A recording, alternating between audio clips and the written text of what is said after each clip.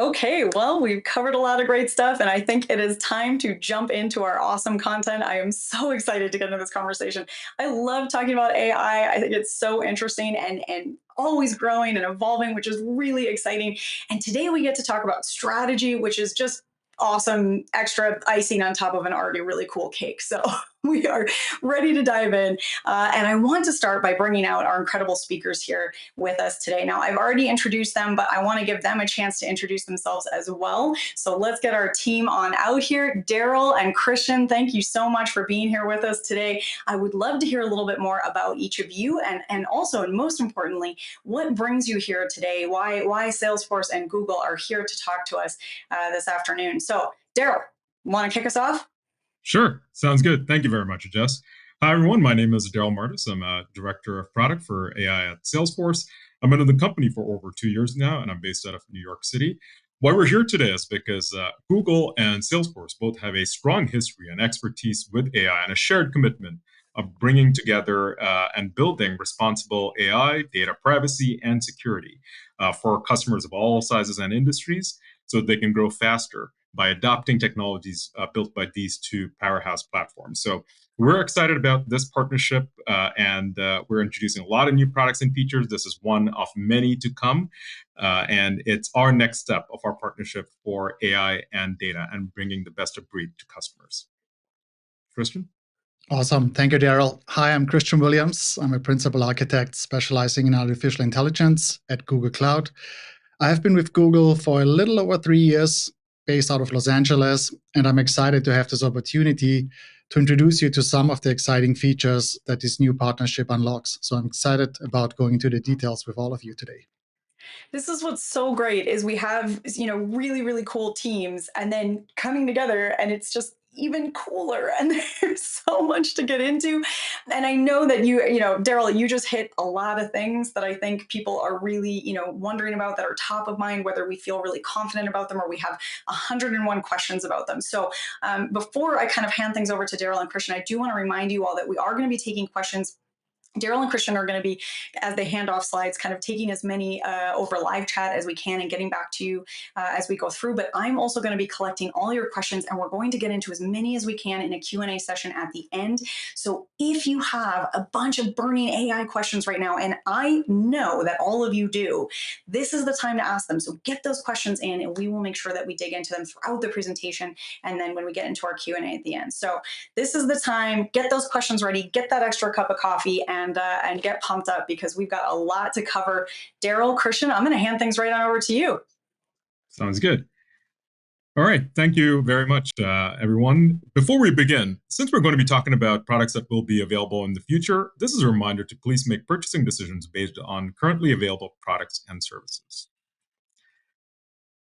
At Salesforce, we always start by saying thank you. Thank you to everyone for being here, and thank you to Christian and the Google team for being an amazing partner.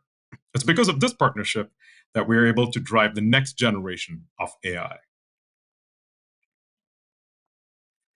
Over the last few years, customers have been rethinking their AI strategy, but there have been several challenges to providing value from AI. Some of the challenges are disconnected data. For example, the average company has nearly 1,000 different applications.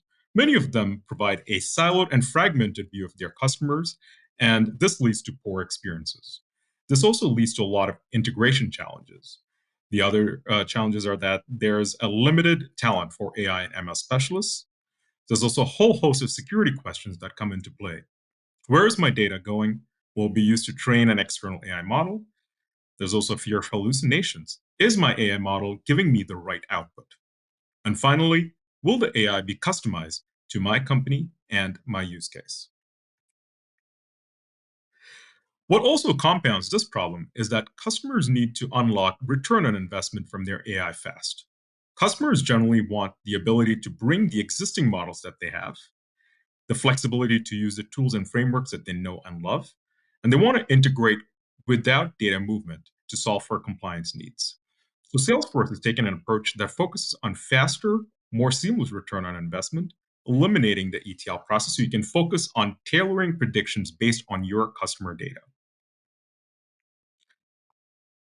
As part of Dreamforce, which is our yearly conference in San Francisco, We introduced two new AI products: Einstein Copilot, which is a conversational AI assistant in every application in the cloud, and the Einstein Copilot Studio, which includes prompt templates, skills, and bringing large language models. What we're here to introduce is the Einstein Copilot Studio Model Builder. With Model Builder, you can bring in AI models from leading AI platforms such as Google's Vertex AI back into Salesforce. You can train models on your data cloud data on those platforms with no ETL required. You can use it within Salesforce products such as Flow, Apex, and other AI to action tools. We GA'd Vertex AI early in November of this year, and we will also pilot a no-code model builder this month, which will be available in February. In February, you'll also be able to pilot Google PaLM large language models using Model Builder through our trust layer, which I will talk about in a little bit. Here's an architectural view of how Model Builder works. The data from Data Cloud, Salesforce Data Cloud, goes into your AI platform in a zero-copy fashion. From Google Vertex, the data can then be used to train models, whether they're custom predictive models or other fine-tuned models, for example. And the predictions and recommendations from these models can then be brought back into Model Builder and used within our AI to action products that I mentioned earlier, such as Flow and Apex, and can be stored within Data Cloud. Like I mentioned, you can bring in a lot of different models. So some of the use cases that you can bring into Model Builder include next best action and loyalty models for your service teams, propensity to churn for your finance teams, upsell and cross-sell for your sales teams, propensity to buy, propensity to product recommendation models, etc. So there's a lot of these different models that you can build on Vertex and bring back into Salesforce. Since AI is built on data, and Model Builder is an integral part of our AI and data strategy, let me talk a little bit about Data Cloud. Data Cloud connects and harmonizes all of your customer data into a single view, so you can truly know your customers' activity, preferences, needs as they interact with your business. Then you can activate this unified real-time data across the customer 360 to power tools such as Einstein and Einstein GPT to deliver smarter and more efficient AI. And when you bring these tools together, you can deliver more personalized and relevant customer experiences, empowering your teams to grow customer loyalty and ultimately revenue. We have a lot of enhancements coming over the upcoming months, including the ability to bring your own lake with Google BigQuery in February. So how does Data Cloud work? Data Cloud starts by connecting all your data with built-in connectors to bring data from any source. Once your data is connected, you're able to extract rich customer insights through Tableau, our amazing business intelligence system. Then you can put these insights to use through our customer-aware AI to drive personalization, and you can then automate the data through your entire business to drive productivity and efficiency, altogether paying off into fast, seamless, intelligent, and personalized experiences for your customers. Since I talked a little bit about the trust layer, let me give you a quick overview of how this works. The important concepts overall about the trust layer is that any personally identifiable information or PII information will be masked. In addition, as a precaution, we've also negotiated zero retention for any information sent to generative AI or large language model providers. Finally, any response that comes back is demasked before being used anywhere within Salesforce. We will also look to detect toxicity within the response from the large language model. And finally, we have an audit trail to make sure that we track what was sent and the responses that were received.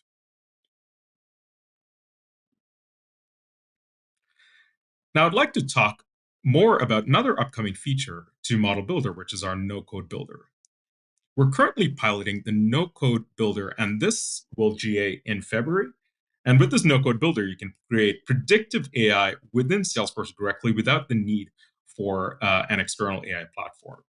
It's an intuitive and a no-code experience, And you can use this within existing tools like I mentioned, such as Flow and Apex. All right. Next, over to you, Christian. All right, thank you, Daryl. Let's take a look at the technical implementation of this integration. Let's go to the next slide. First, let us review the sequence of steps that we implemented in the demo to deploy your custom trained model and make it available within Salesforce Model Builder. The core capabilities are centered on the Vertex AI platform, which is depicted in the gray center of this slide. For those of you that might be new to Vertex AI or Google Cloud in general, Vertex AI is Google Cloud's managed machine learning platform, providing a unified experience for the entire machine learning lifecycle, shown in the diagram. Starting with extracting data from Salesforce Data Cloud, enabling Salesforce users to easily build, train, deploy, and manage machine learning models at scale. In our notebook demonstration, we utilized a few features, such as extracting, validating, and preparing data directly from Data Cloud, in addition to training a custom model that takes advantage of custom prediction routines, which is a unique capability that we will discuss in greater detail later in the webinar. So where do we begin? Most of the work in the demo is performed inside a Jupyter Notebook. We utilize Vertex AI Workbench, which is a cloud-based development environment for machine learning practitioners. It provides a Jupyter Lab experience with pre-installed popular machine learning frameworks and libraries, as well as deep integration with the overall Vertex AI machine learning platform, enabling faster experimentation and model development within your Salesforce environment. Let us review some of the foundational activities that we will demonstrate shortly. Firstly, we query the data directly from Salesforce Data Cloud via the Salesforce CDP connector and transform the data into data frames for ease of use. This enables you to explore your data directly in Vertex AI, while simultaneously developing feature engineering pipelines that may include pre- and post-processing functionality. You may ask, how does the authentication and management of credentials work for the initial data retrieval? To implement this in a secure manner, we utilized Google Cloud Secret Manager. Secret Manager is a centralized service for storing and managing secrets. It helps you keep your secrets safe and to access them easily from your applications, such as a Jupyter Notebook in our use case example. Additionally, Secret Manager provides a number of features that are most often a requirement for production developments, such as being able to versioning your secrets, allowing you to roll back to previous versions of a secret if necessary.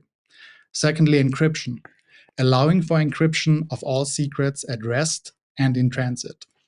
Access controls, implementing the least privilege permissions via IAM, which is our identity and access management service, and controlling who can access your secrets. And lastly, but not least, audit logging. It's important to have built-in functionality that allows you to log all access to secrets, showing and tracking who has accessed your secrets and when. As a next step, after the data is accessible in a notebook, we perform analysis and transformations on the data. What you see right here is an example of going through what is known as exploratory data analysis, or EDA. Data exploration is the process of understanding the data you're working with and identifying any patterns or trends. During this step, you would usually visualize the data, as this can help you identify patterns and trends that may not be apparent from looking at the raw data. You may also calculate summary statistics to understand the distribution of the data and to identify any outliers. And you may perform correlation analysis to identify relationships between the different variables in the data. We will go into some more detail on each of these steps during the live demo. As you may recall at the outset of my presentation, when I introduced you to the sequential steps that we followed to ingest, validate, and prepare the data, I also briefly mentioned custom prediction routines, or CPRs, that are available to you on Vertex AI. I think now is the time to dive a little deeper into the topic. One common question that arises when working on machine learning workflows is where to place the pre- and post-processing logic when deploying a custom model. This is where custom prediction routines allow you to write Python code to pre-process the input data before making a prediction, and to post-process the prediction before returning it to the client. CPRs are useful for a variety of tasks, such as normalizing or transforming the input data, making calls to the external services to get additional data, formatting the model prediction, and running business logic on the data. Now, to make all of this a little bit more tangible, let me provide you with a simple example. Imagine you have a machine learning model that predicts customer churn. You want to deploy this model to Salesforce Model Builder so that other people can use it to predict which customers are likely to churn. However, before you can deploy the model, you need to decide how to pre-process the input data and how to post-process the predictions. For example, you may want to pre-process the input data by removing any customers who have not made a purchase in the last 30 days. You may also want to post-process the prediction by sending an email to the customer sales representative if they are predicted to churn. I think you can see how custom prediction routines become important when you need to implement business logic directly into your model endpoint. In the use case demonstration, all operations are conducted directly from the Jupyter Notebook. This implies that the model building, training, and testing are all done locally within the notebook, including the hyperparameter tuning as shown by the grid search that you see on the slide right here. The most optimum combination of hyperparameters is evaluated through that manner. However, if less customization is required, Vertex AI pipelines can be used to automate the hyperparameter tuning process, which eliminates the need to write the code that you see on the slide. Last but not least, finally, we roll out the machine learning model to a GCP Vertex AI endpoint. By deploying the model that was trained in the notebook and registered in the Vertex AI model registry. Deploying to a managed endpoint has a number of benefits, such as scalability and performance. Vertex AI endpoints are designed to handle high volumes of traffic and provide low latency predictions. They can scale automatically to meet changing demands, ensuring consistent performance even during peak usage periods. Ease of deployment is another benefit. Vertex AI endpoints simplify the deployment process by providing a streamlined interface and pre-built infrastructure. Salesforce users can deploy models with minimal configuration, reducing the time and effort required to get models into production. And lastly, security. Vertex AI endpoints are isolated from other resources in your GCP project and are protected by a number of security features, such as encryption and access control. So far, so good. Let's take a look at all of this in action and switch over to the live demonstration.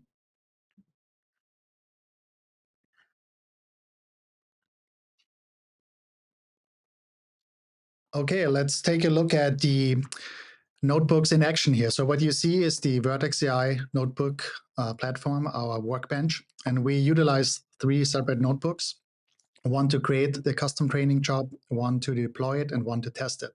And as you can see in the first notebook, what I'm highlighting right now is connecting to the Salesforce Data Cloud through the CDP connector. As you recall from my presentation earlier, we also utilize Secret Manager to retrieve and securely manage your authentication credentials. Once that's in place, we run the actual query, which is what I'm highlighting right now, to extract the data, get it into the notebook, and then we follow along with the, as you recall, exploratory data analysis, or EDA. So this is where we explore the different features. We look at the class distribution and its sort of class imbalances that we might have. So we essentially graphically represent the data set to see if anything is off or needs to be balanced. What I'm showing right now is the distribution of the individual features itself. So this is taking every attribute and graphing it or plotting it. And we also provide some documentation on that. This very fancy looking graph is the correlation matrix. So this is where you compare the features to each other and see how closely they're related to each other.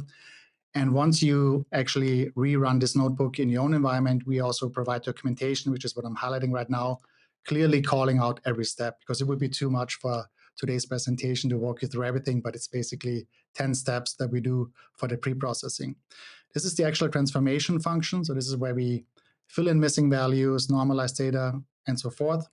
And then eventually going a little bit further down, what I'm highlighting right now is creating a pipeline. For this one, we use scikit-learn. So this is essentially taking the encoder, decoder, and also taking a hyperparameter optimization pipeline on top of that, which then lets us retrieve the most optimal settings for the hyperparameters. And once we're done with that, we store all of that, meaning the model artifacts, which is the weights and biases, and the encoder for the output in 2 local files, which, as you can see on the left-hand side here, are stored locally on my notebook. It's called the label encoder and the model itself. So this was the exploratory analysis. Now we go to the next notebook, which is basically registering and deploying the model. What you see here is just the initial setup to get the files, meaning the predictor file itself. In the second cell, what I'm highlighting right now, this is the requirements file. So this is where we specify what types of tools and services and libraries we need in a container.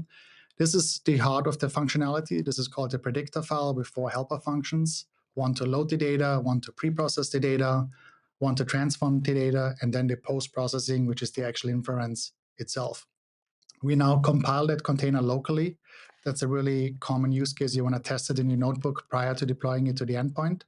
So what we do here is we take that script and the container itself, deploy it and install it on my local notebook, and then create a local image of that. So this is the URL for the image, and now I can run an inference against that image. And you see the response here. This is the 200 response with the recommendations. This is a recommendation engine, right? Basically recommending products for your end customer.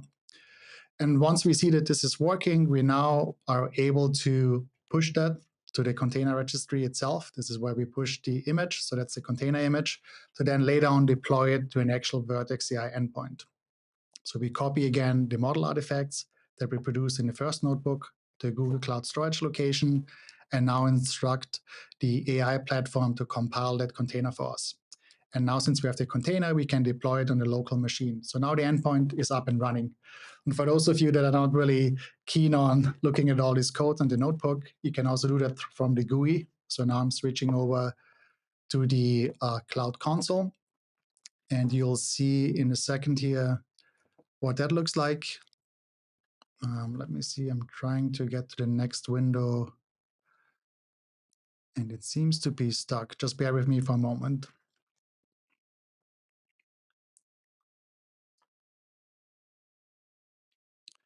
Okay, so for those of you that are not too keen on looking at the notebook code itself, we can also do the same from the Cloud Console. This is what you see right now. That's a graphical user interface. It's the same endpoint that we just deployed. You see it's active. And in the left bottom corner, we can run an example prediction and get the output here on the right-hand side. Now you get also code examples. So if you want to do this through the RESTful API, you have examples here on the bottom specific to your code, or you can click on the Python section and get the SDK template to write that code as well. You can do the same thing from the notebook as well. So what I'm showing you here is the same idea, running inference, but instead of using the user interface, I'm running it from the notebook instance directly. I specify the project ID, the endpoint, I run the request itself again, and you can see highlighted here, this is the output that I'm receiving. So this is basically the end-to-end workflow for the custom training. Now I'll hand it over to Daryl, who will walk you through the rest. Thanks, Christian. So now to bring in that inference, you can go to Data Cloud Einstein Studio, which you can get on the top right, and you will see a list of all of the models that you've created. You can create a new model as well. You can click on New there on the top right. But let me walk you through an existing model that I've created. So this is the product interest model that was created on your Vertex platform. You give it a model name, you can see here the status, last process records, etc. And then when you click on endpoint, you will be able to give in the inference endpoint from Vertex. So let's say you want to create a new one here. You go to add endpoint, you give it the name, and you give it the certain request format. So we support many different request and response formats here. You click next, and we support 3 types of authentication: key-based, JWT, and with this latest release, the Google Service Account Credentials. So with this account credentials, you've set it up on your Google account, but you provide the private key ID, endpoint name, service account, email. So this is now supported. Next, you go to the variables. Under variables, these are the from the data model object to the DMO, you can provide all of the different input variables that go into the model. So here you have club member, campaign, state, case count, pages visited, engagement score, etc. So all of these can be used. And if you want to create, add, or new variable, you can go and drag any of them in. So in this case, let's say I wanted to add in the last activity date. You can just add that in, and refresh score is whenever there's a change to this variable that triggers a new inference from the Vertex. And finally, under outputs, you provide the object name or the DMO in Data Cloud that you would like this product interest variable or output to be go to. So we provide many different types. And you can also see here the refresh history. So once you've activated the model, you click refresh now. That will provide the latest scores and the latest inferences from that model. And you can see which are the processed rows and updated rows, etc. Awesome. All right, I hope this demonstration has piqued your interest and that you're now eager to take advantage of these new capabilities to further delight your customers. For those who have been using AI and ML for the past few years, you may be wondering about the latest and greatest generative AI specific capabilities pertaining to this integration. I'm glad you asked. Let us take a quick look at how we integrate Google's core GenAI capabilities and what differentiators are available to you and your GenAI workflows. Now, whenever you start your GenAI journey on Google Cloud, you will most likely start by exploring Generative AI Studio, which is a Google Cloud console tool for rapidly prototyping and testing generative AI models. This will enable Salesforce users to test models using prompt samples, design and save your own prompts, tune a foundational model with your own data, convert between speech, text, and much, much more. Let us take a closer look at the overall generative AI workflow.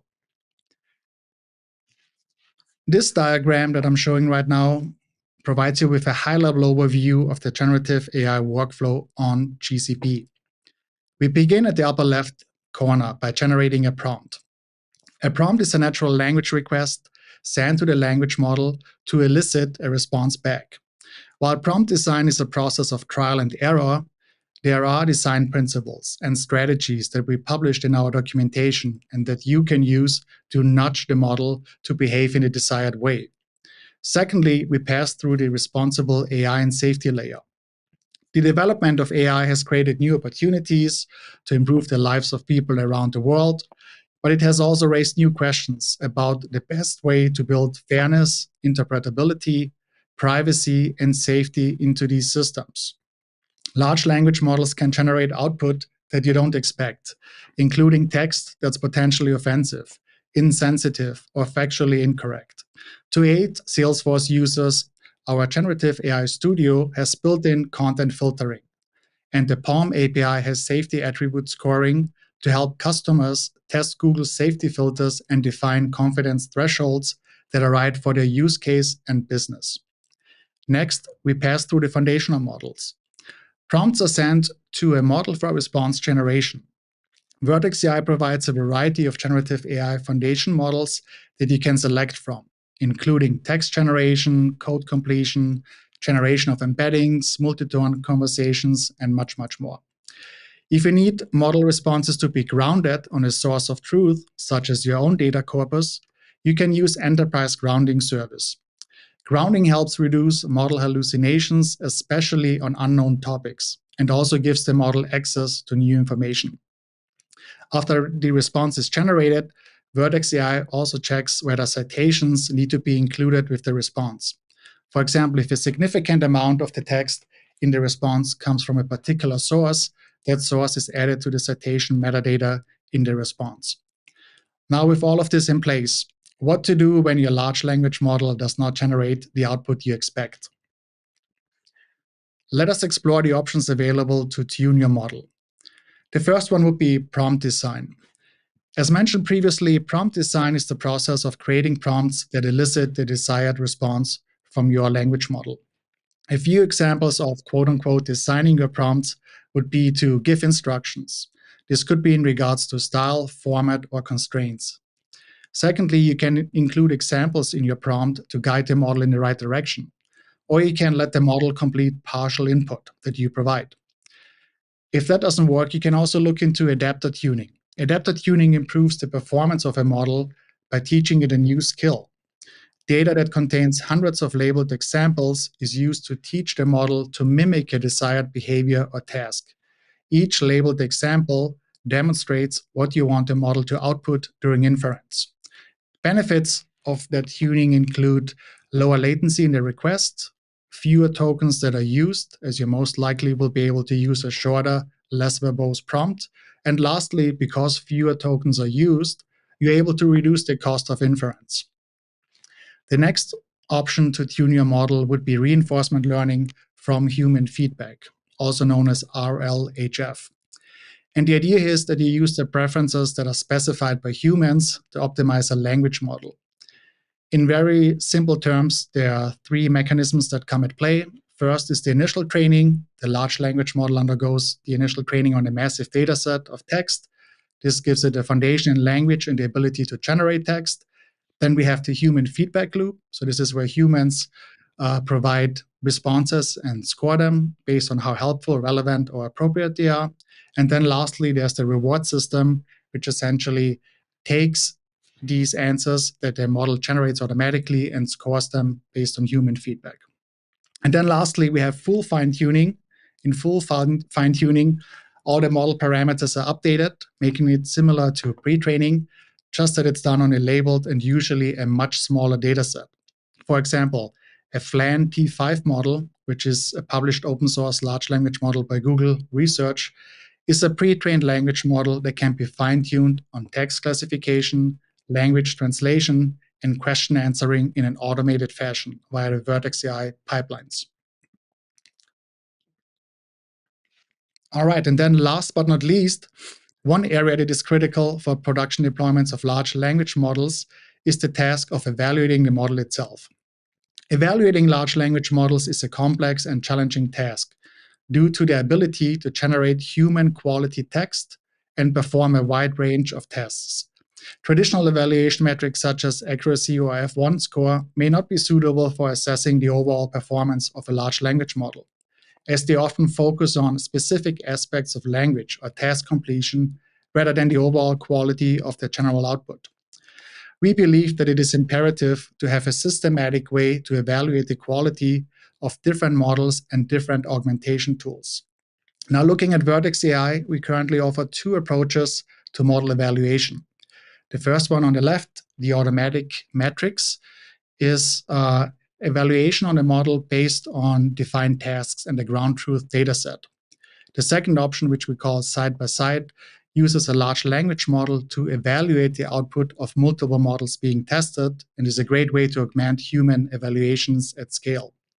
And then lastly, we also evaluate the safety profile of your model, as explained earlier in my presentation, when we briefly discussed the safety attributes check that is embedded in our GenAI workflow.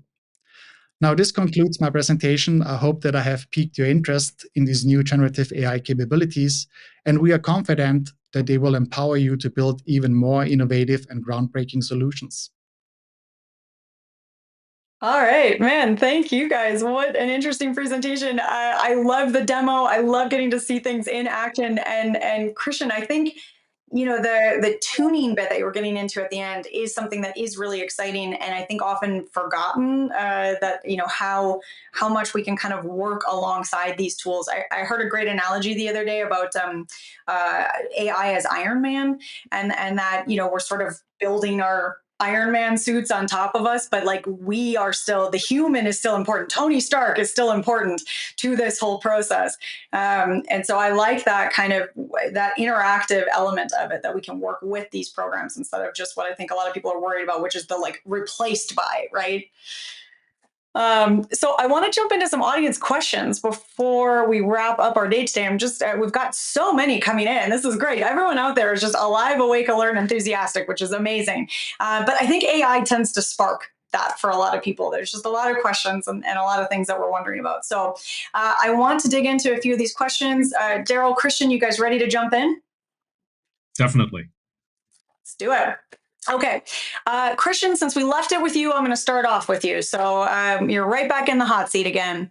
How is Gen AI different from traditional machine learning? You were kind of chatting about this at the end, but can you give us a little bit of how that's evolved?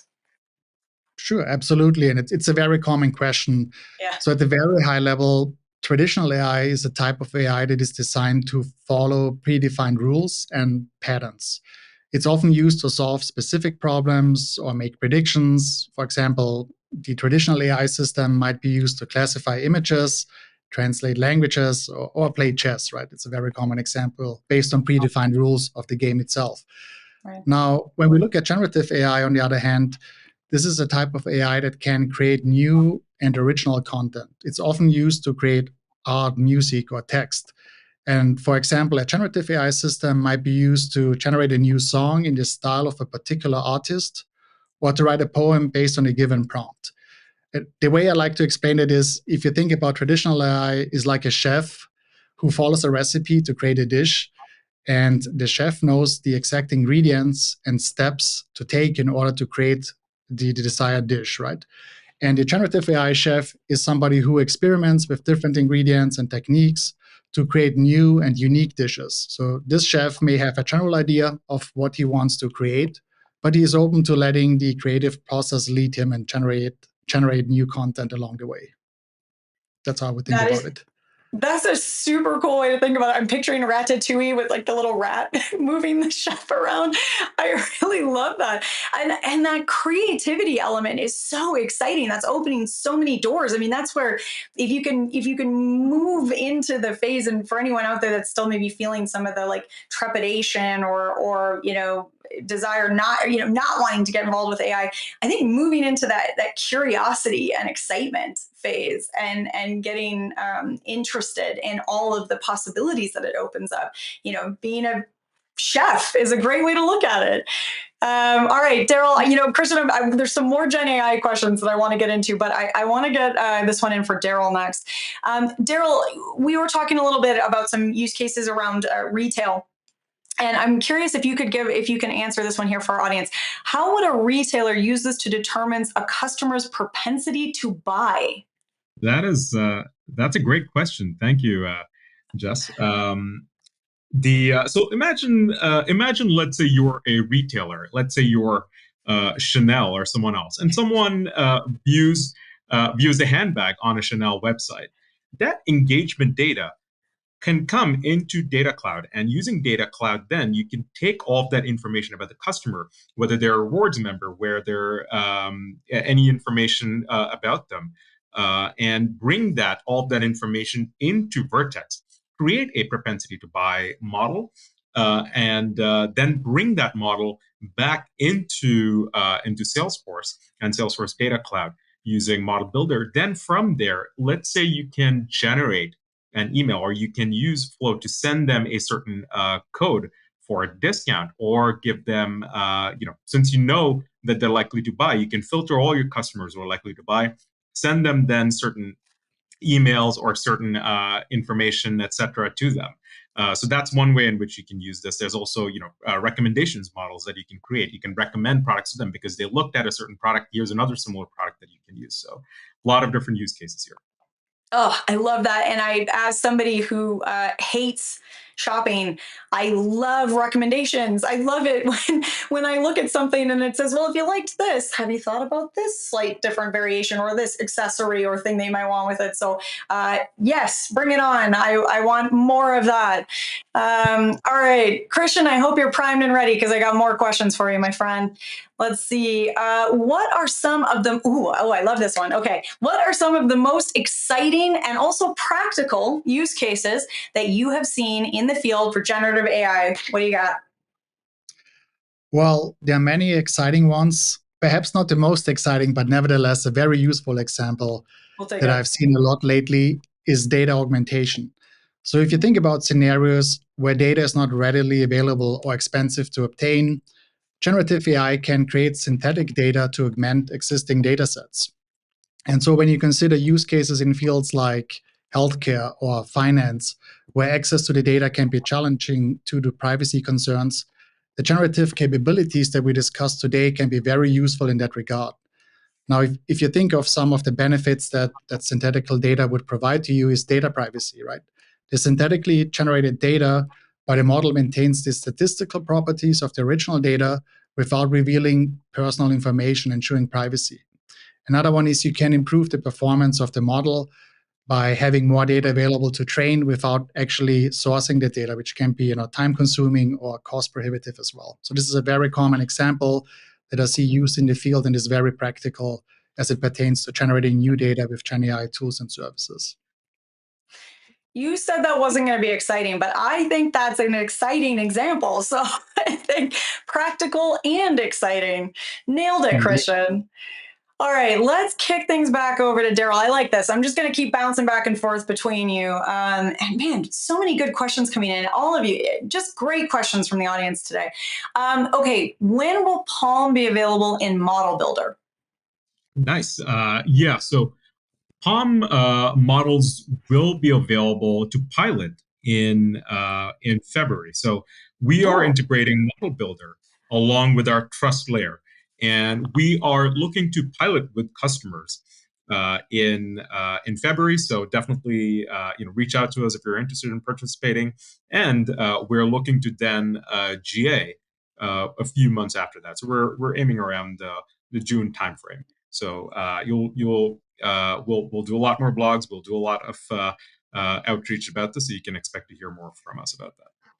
that's a super cool offer. So I'm just gonna make sure everyone in the audience got that. If you looked away from your computer for a second to drink a cup of coffee or check an email, come on back, because so we're talking about February being the launch for that, and that there's an opportunity for folks in the audience there to get involved, to be a part of testing. Is that what you're saying? Yep, that's correct. Yeah, so we are opening it up for pilot in February. So use cases could include generate and email using Palm as part of that example that I mentioned earlier for handbags. So automated, generated, personalized email to a customer using a Palm large language model. So So, for all you early adopter people out there who like to be on the cutting edge of tech, and I know that is a lot of you, this is a really cool opportunity to get in and test run that and try that out. So, make sure that you're paying attention to that. All right, Daryl, that is awesome. I'm going to kick it back to Christian one more time, and I'm just checking. I know we're coming up close to time, so we'll have to wrap it up soon, but I want to sneak in a few more questions here. Christian, let's see. How does model explainability work in the context of generative AI? Yeah, super important topic, right? Because as Mm, these models get more and more complex, it's really difficult to actually follow the internals and see why a decision is made or why content is generated in a specific manner. yeah. And at Google Cloud, we are solving this by introducing explainable AI, or XAI as it's called often now, right? To essentially make these models a little bit more transparent and explain why they generate certain outputs. And there's a couple of different techniques. Some of them are still in the research phase. Some of them are more productionized because it's a quickly and fastly evolving field. But at a very high level, some of you may have heard of input salience. That's one technique that's commonly used, where you essentially see how the input sequence of words is weighted by the model itself. Another one is attention visualization, which is a technique that visualizes how the large language model focuses on the different parts of the input. And then there's also this thing called counterfactual explanations, which is pretty interesting. The basic idea is that you would essentially ask the model what would have been changed in the input text for you to generate a different response. So you basically reverse the questions. You ask the model itself what would need to change in the input to change the output, right? So there's a couple of really interesting and complex use cases. And of course, there's much, much more. I encourage all of you to look at some of the research papers that Google Cloud and research on our end provides. That is really, I want to go play with that. My brain's mulling that over, spinning that around a little bit, Christian, because that sounds very cool. Sometimes I hear things on webinars that I have to stop and go, wait, hang on, and I forget that I'm moderating. So That's a really cool one. I want to spend a little time with that myself. All right, well, let's do another question here, and I'm going to combine. We got a few questions about this. So a couple of questions came in around licensing and affordability and pricing, and of course, there's a wide variety of teams out there in terms of size and scale of available resources. So I think actually, Daryl, can you just give us a little bit of insight into how the pricing around this works? Sure, yeah. So Model Builder is a part of Salesforce Data Cloud. So our pricing model with Data Cloud is a consumption-based pricing. So whenever you bring in any inferences from Google and use it within Salesforce, there is you'll draw down from Data Cloud credits. There's a certain number of credits that you get with Data Cloud. There's a $0 SKU that was introduced, and you get a certain number of credits. You can use those towards Model Builder. But if you've bought Data Cloud, you get a lot more credits, and you can use a lot more of them towards Data Cloud. So it's about 1 million inferences costs 3,500 Data Cloud credits. But a lot of that information, is available with the account executives that every company has. So a Salesforce account executive can give you more information about that. Okay, well, Daryl, I'm going to leave the mic with you because I have a little bit of like maybe a philosophical question for you. And what I'm Sure. curious about is, I think AI is, as we talked about, it's ubiquitous these days. It's everywhere. It's what we're talking about. And obviously, in a way, that's a little different now than it was 2 years ago. And I'm wondering for anyone out there in the audience, and maybe just a sort of who you've come across, do you have an idea of if somebody isn't jumping in, if there is something that's stopping people from developing, or integrating AI into their strategic business operations and how they're kind of running things in their infrastructure, do you know why are people still kind of dragging their feet? And then how are you fixing that? How are you addressing that? And why should they feel excited to jump in with you? That is an excellent question, Jess. So talking to a lot of customers, my general feeling is that customers are afraid that AI, or especially generative AI, will give them either the wrong answer or it will hallucinate. And especially if they're sending these, let's say you have a chatbot in your company and you have generative AI, you're worried that it will give a wrong response or something else to their end customer. So they want to make sure that it is safe, it is secure, it is grounded in their reality, in their use cases, and that possibly there is a human in the loop. Someone is reviewing that sometimes. So we want to give customers all of those options with generative AI as part of their toolkit. So I hope that helps answer your question. I think so. And Christian kind of hit on that as well, that sort of coaching ability. And I think that's what I'm taking away from this conversation quite a bit is that there is it's AI, it's strapping on the Iron Man suit and augmenting and adding in all the cool elements and the opportunities that come with that, but still with a human involved and still with that coaching and that training and that ability to sort of make sure that your company is still represented, because it's scary to hand a microphone over to a robot and Definitely. Yeah. you're still really keeping humans involved in the center of that, and I think that's really important. So I think that's a great sort of takeaway and place to sort of wrap it up.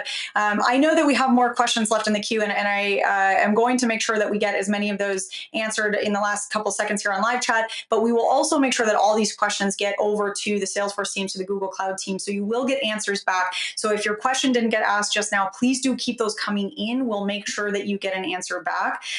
And before we let our incredible speakers go, though, Daryl, Christian, I have to ask you, for somebody that is looking for that next step, that is excited and wants to learn more and potentially jump in and get to know the solution a little bit better, what would you recommend as the first step?